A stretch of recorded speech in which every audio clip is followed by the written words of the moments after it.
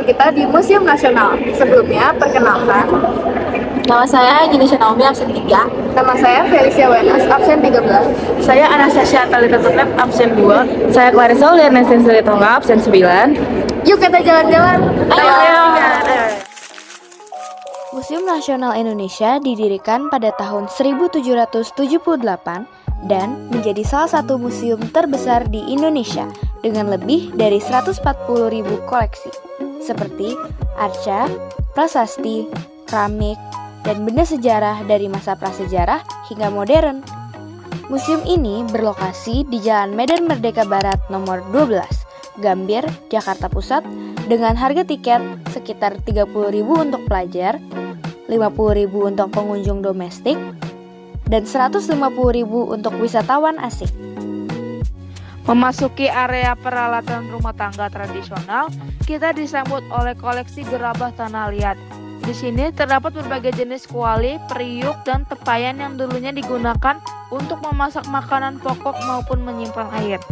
Selain itu, ada juga cobek kayu dan batu untuk menghaluskan bumbu, serta wadah anyaman yang menunjukkan betapa dekatnya kehidupan masyarakat masa lampau dengan alam. Bergeser sedikit, kita bisa melihat peralatan yang digunakan untuk bertahan hidup. Ada jaring ikan yang terbuat dari bambu dengan teknik anyaman yang sangat kuat.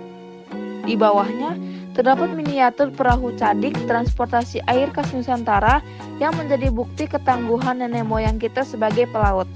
Tak ketinggalan, ada caping atau tapi petani dan alat penumbuk padi yang sangat fungsional.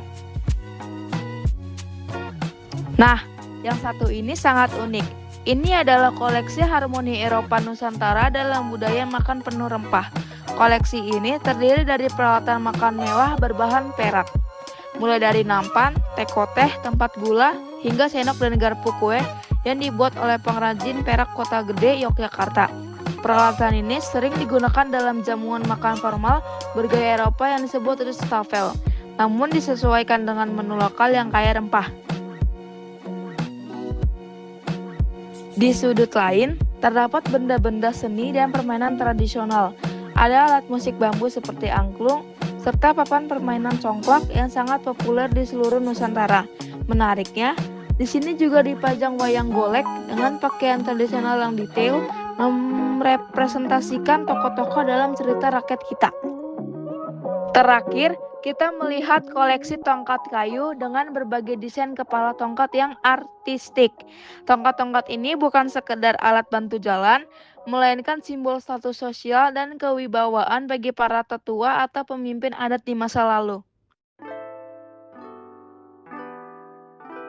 Nah, ini adalah baju adat Niniak Mamak. Niniak Mamak adalah para pemimpin adat laki-laki penghulu dalam masyarakat Minangkabau yang bertugas memimpin kaum dan mengambil keputusan adat. Selanjutnya adalah baju adat Bundo Kanduang. Bundo Kanduang adalah perempuan Minangkabau yang menjadi pemegang nilai adat dan teladan dalam keluarga serta masyarakat sesuai sistem matrilineal.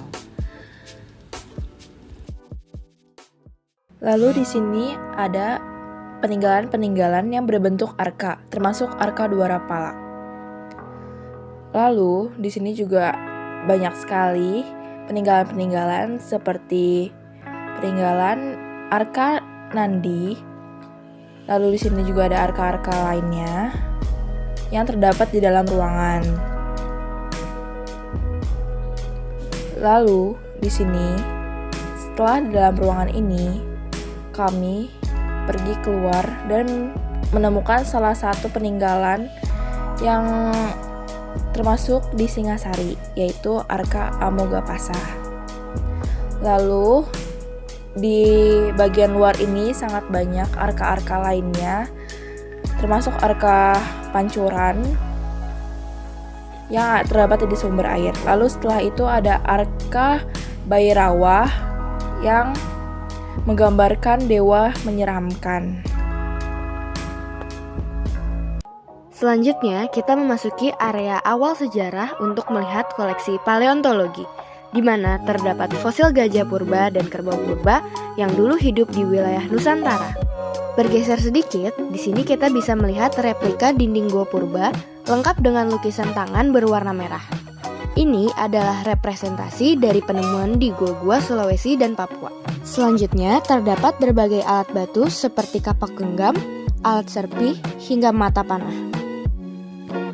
Pada area ini juga terdapat ruangan khusus fosil Homo erectus dan terdapat tulang paha dan tulang tengkorak dari Homo erectus. Selanjutnya, terdapat fosil tengkorak dari manusia purba lainnya.